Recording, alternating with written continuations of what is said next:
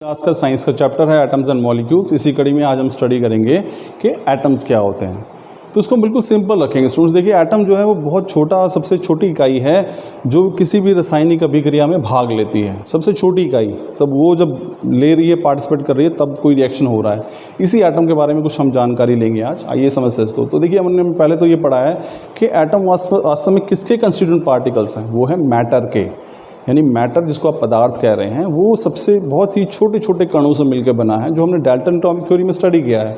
और वो सबसे छोटे कण क्या कहलाते हैं? वो कहलाते हैं एटम। अब जैसे हमारे पे हाथ में ये प्लास्टिक का पेन है, ये जो पेन है ये एक मैटर है सॉलिड फॉर्म में। मैं इसे तोड़ता चले जाता हूँ, लास्ट में मेरे पास एक ऐसा टुकड़ा, हालांकि उसको इमेजिन करना बड़ा मुश्किल है क्योंकि एटम का साइज़ जो है बहुत छोटा होता है, आप उसे देख ही नहीं पाते, बगैर माइक्रोस्कोप के आप नहीं देख पाएंगे।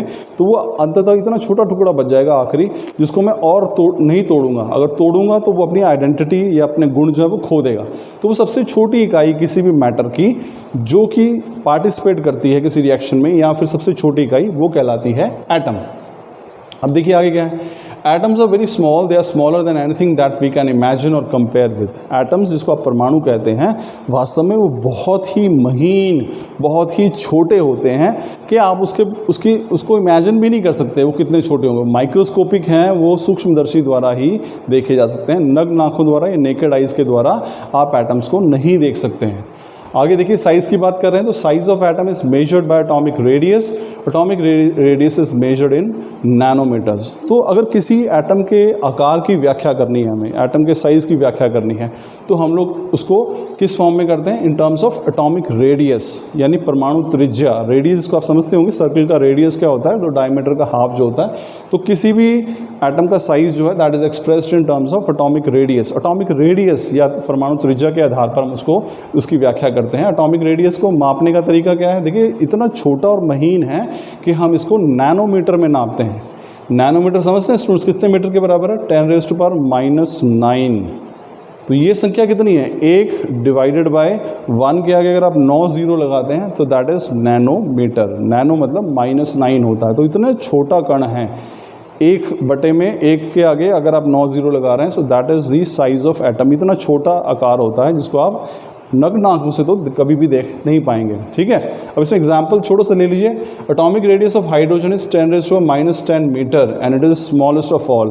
तो सबसे छोटा जो परमाणु जिसके बारे में हमें जानकारी है वो हाइड्रोजन है, और हाइड्रोजन एटम का रेडियस कितना है? 10⁻⁻10 मीटर। तो इतना छोटा होता है हाइड्रोजन एटम। एक अगर हाइड्रोजन का एटम है वो 10⁻⁻10 मीटर होता है and it is the smallest of all, और वो सबसे छोटा होता है। तो ये स्टूडेंट्स हमारे पास एटम और देख लीजिए। An atom is smallest unit of matter that retains all the chemical properties of an element. तो एटम जो है किसी भी मैटर का, पदार्थ का, वो सबसे छोटा कण होता है, सबसे छोटा हिस्सा होता है जिसमें उस तत्व के सभी गुण पाए जाते हैं। They are sub microscopic, meaning they are so small that it cannot be seen with the microscope. ये सब माइक्रोस्कोपिक हैं, यानी कि इतने महीन हैं कि आप इनको नेकेड आइज़ या फिर नग्न आँखों द्वारा नहीं देख सकते हैं। इनको केवल और केवल माइक्रोस्कोप की सहायता से ही देखा जा सकता है। They are composed of smaller sub atomic particles known as protons, electrons and neutrons. और एटम को अगर और देखें, सबसे महीन है, लेकिन इसके अंदर और भी कुछ सब एटॉमिक पार्टिकल्स पाए जाते हैं, जैसे कि इलेक्ट्रॉन्स हैं, प्रोटॉन्स हैं, न्यूट्रॉन्स हैं। ठीक है, तो ये स्टूडेंट्स एटम के बारे में था। एटम सबसे छोटा कण है किसी भी सबसे मैटर जो है वो एटम का बना होता है, वो सबसे छोटा कण होता है किसी भी मैटर का। इतना इनको जो साइज़ है वो इतना स्मॉल होता है कि आप उसकी तुलना करना भी बड़ा मुश्किल है।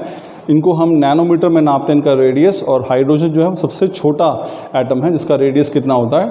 10⁻⁻10 मीटर्स। तो ये था स्टूडेंट्स एटम के बारे में डिस्कशन। आई एम श्योर आपको टॉपिक समझ में आया होगा। Thank you.